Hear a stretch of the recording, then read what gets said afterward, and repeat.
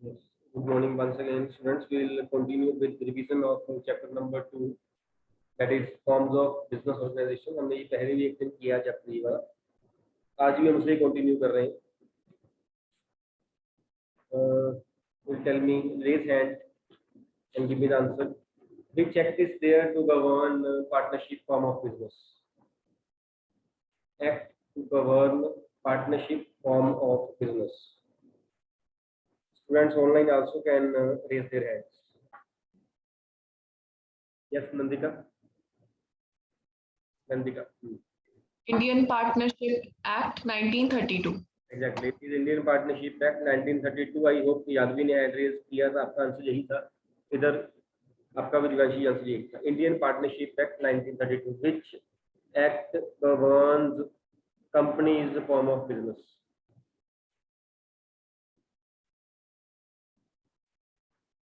Companies form of business. Yes.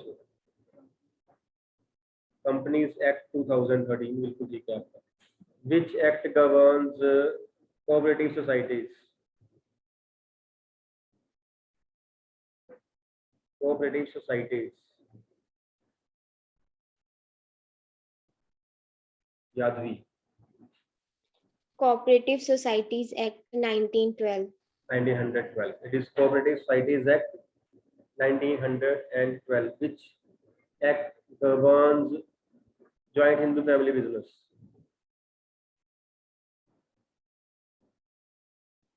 Joint Hindu family business.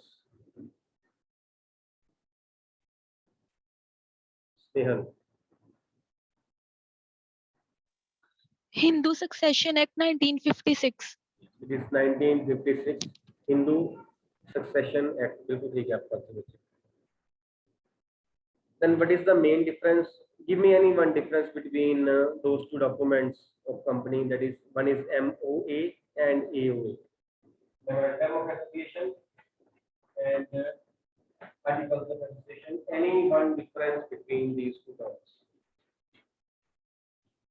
कल Sunday था, Saturday हमारा period नहीं था, टेस्ट आपको मिले हफ्ता हो गया है, कल टेस्ट है, हमें इसका एक डिफरेंस भी नहीं पता, जो कि हमारे पास 6-7 डिफरेंसेस है. यस.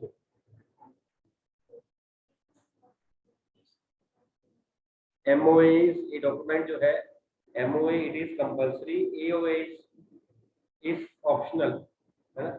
अगर AOA ऑप्शनल है, company doesn't want to take this option, तो फिर कंपनी ना बनाए AOA या कुछ और होता है.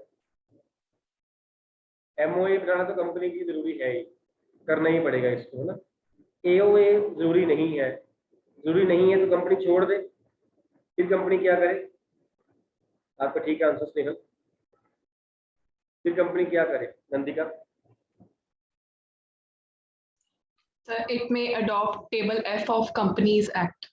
Table F of the companies act, जो वहां लिखी हुई है प्रोविजंस, कंपनी कह सकती है कि जी मैंने नहीं अपना बनाना है अपना सेपरेट AOA आर्टिकल, जो वहां पे कंपनी एक्ट में लिखा हुआ है वही मेरे ऊपर एप्लीकेबल है. AOA वाले केस में पॉसिबल है, MOA वाला कोई नहीं लिखा हुआ है, MOA सबका अलग अलग ही होता है. Then MOA is compulsory, AOA is optional, but साथ में आपने लिख के आना है कंपनी में adopt table F of companies act 2013. अगर कोई ऐसा डिफरेंस आता है, कोशिश किया करो पहला डिफरेंस जो है वो आपका मीनिंग का होना चाहिए.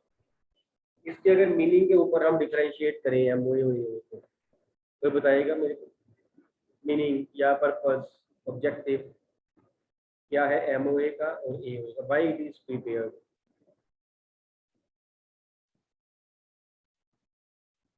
MOA and AOA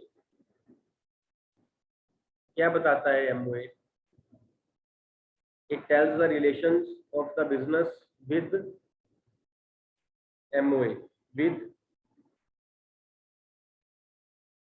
dash, with outsiders, and AOA it tells the relation of the business with, you can say, internal management कैसे हो रही है बिजनेस की, वो है इंटरनली कैसे बिजनेस को मैनेज करना है.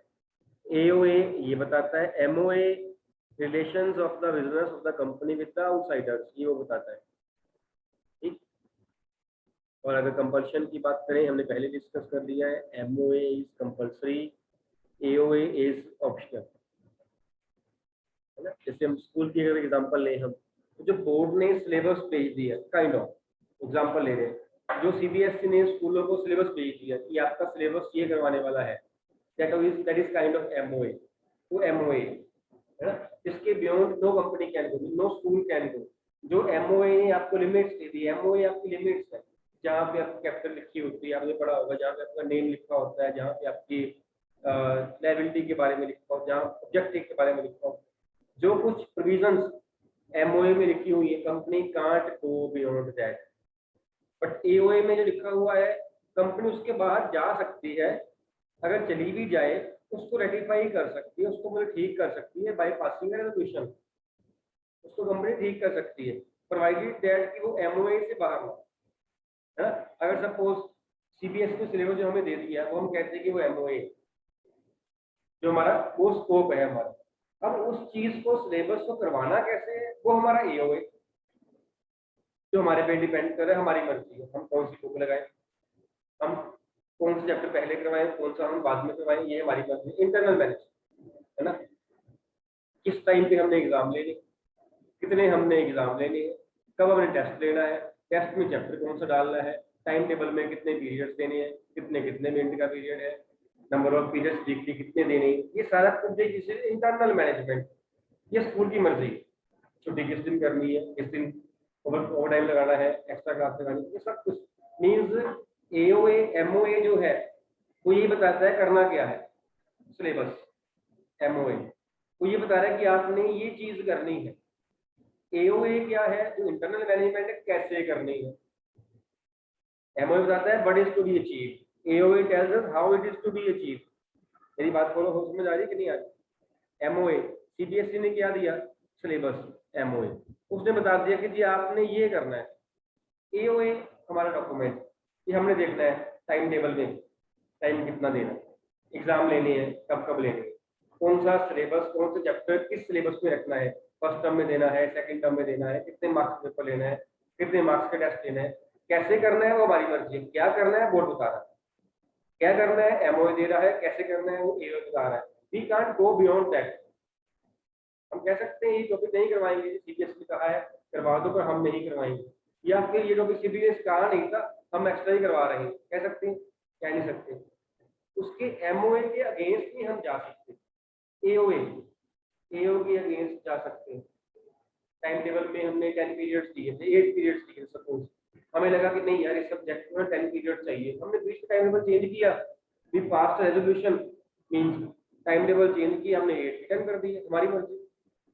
हमें लगा नहीं 10 ज्यादा हो रही है, हमने कम करके 9 कर दिए। We can go beyond AOA as per our own needs by passing a special resolution, but we can't go beyond MOA। AOA है, इंटरनल मैनेजमेंट है, सीबीएसई के सिलेबस ज्यादा नहीं हो सकती, वो उसने हमें स्कोप दे दिया, हमने वो चीज करना है, कैसे करना है वो हमारी मर्जी है। MOA is primary document, AOA is secondary document. MOA किसके हिसाब से बनता है, वो बनता है कंपनीज एक्ट के हिसाब से। तो AOA है वो बनता है कंपनीज एक्ट और एमओए दोनों के हिसाब से, सब्सिडरी है टू बोथ द डॉक्यूमेंट। सारे पॉइंट्स हमने पहले किए हुए हैं सेम एग्जांपल के साथ, सेम ही एग्जांपल के साथ। अब चाहे आप इसको 2 बार लिखो, चाहे आप इसको 3 बार लिखो, अगर आपने पहले लिखा हुआ है आज भी लिखे जा रहे हो कोई फायदा नहीं है ना। अगर पहले नहीं लिखा हुआ था आज लिख रहे हो, फिर आपके हाथ में है। जैसे आपको पॉइंट पहले आया था तभी आपने लिख लिया, पढ़ा है नहीं, ऐसे ही आप आज लिख के जा रहे हो, फिर नहीं पढ़ोगे कोई फायदा नहीं है। लिखा तो हुआ ही है, बात तो पढ़ा नहीं हुआ है। बात तो मेन ये है कि मैं लिख लूँ फटाफट, है ना। आई नेवर मीन कि लिखो मत, मतलब मेरा ये भी नहीं, मतलब मेरा तो ये है कि जब मैं क्वेश्चन पूछूं आपको आना चाहिए। मैं 5 बार करवाऊं रिवीजन, आप 5 बार लिख लो, क्वेश्चन फिर ना आता हो, what is the fun of writing the answer. आपने एक बार लिखा, मैंने सेकंड टाइम पूछा, आपने आंसर दे दिया, it's okay. At the end of the day answer आना चाहिए। लिख के क्या करना है, हमने बार बार एक ही चीज को लिख के क्या करना है, वो चीज तो हमारे पास है, बात तो आप पढ़ के नहीं आए। आप चैप्टर बड़ा आप कह रहे थे, पढ़ के आप नहीं आए। क्वेश्चन इतना इजी पूछ रहा हूँ मैं, सिंपल क्वेश्चन पूछ रहा हूँ, एग्जाम्पल के साथ पहले करवाया हुआ है, सेम एग्जाम्पल का फिर करवा रहा हूँ, फिर आंसर नहीं आ रहा है, फिर अपना लिखने पे जोर है सारा। लिखो, लेकिन साथ में लिखा तो पहले भी हुआ है, साथ में माइंड में रहना भी चाहिए।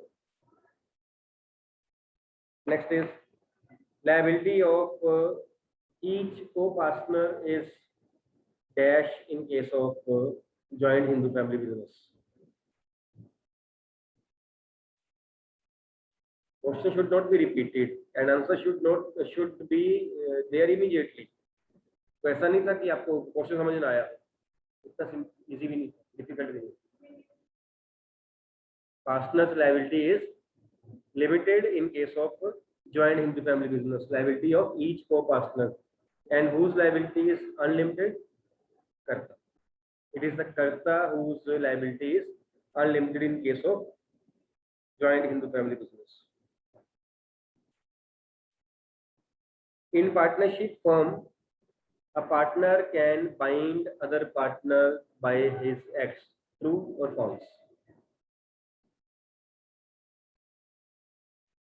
A partner can bind other partners by his acts.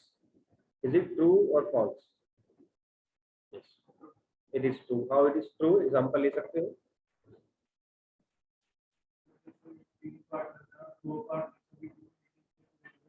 Yes, team partners है, say A, B, C, and only B is available for any meeting or any conduct activity.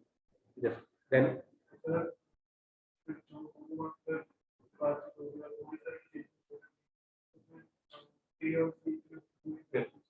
जो भी डिसीजन उस टाइम पे B लेगा वो ए और सी के ऊपर भी बाइंडिंग, वो ए और सी के ऊपर भी बाइंडिंग। अगर वहां पे बी ना होता, अकेला ए होता, फिर जो ए डिसीजन लेता वो बी और सी को, अगर अकेला सी होता तो, अगर वहां पे ए और बी होते तो, अगर वहां बी सी होते, any combination means any partner can bind other partners by his or her acts. उसको ना डोमिनेट किया, उसने कर किया ये वाला काम, जो डिसीजन लेके बाकियों को मानना था, ऐसे ही होगा, ऐसे ही होगा ना। ठीक है, तो हम कह सकते हैं कि अ पार्टनर इज व्हाट, एक पार्टनर दूसरे पार्टनर का प्रिंसिपल है तो एजेंट है। A partner is a principle of other partners और एजेंट ऑफ अदर पार्टनर। हाँ जी, both. A partner is every partner is a principal of other partner as well as an agent also. Agent कैसे है? तो दूसरे के behalf पे काम करे वो एजेंट, जिसका वो काम कर रहा है वो प्रिंसिपल। अगर वो ए डिसीजन ले रहा है on behalf of B and C तो A is agent, B and C are principal. अगर बी ले रहा है तो B is agent, A and C principal. अगर सी ले रहा है तो C is agent and A are principal. So every case, every partner is a principal also and an agent also of other partner. Which feature is this? Feature क्या है? क्या नाम है इसका फीचर का? फीचर्स में आया इस जिस हिसाब से आप आंसर दे रहे हो ना, इस हिसाब से अगर फीचर वाला क्वेश्चन आ गया ना, आपने पता कौन कौन से पॉइंट लिखने हैं?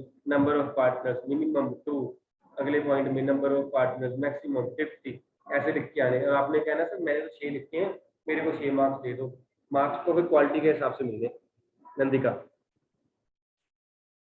Mutual agency. Exactly, it is mutual agency. Mutual agency means every partner is agent of other partner. All partners are mutually agents of other partners. Fine? ठीक है बेटा। Then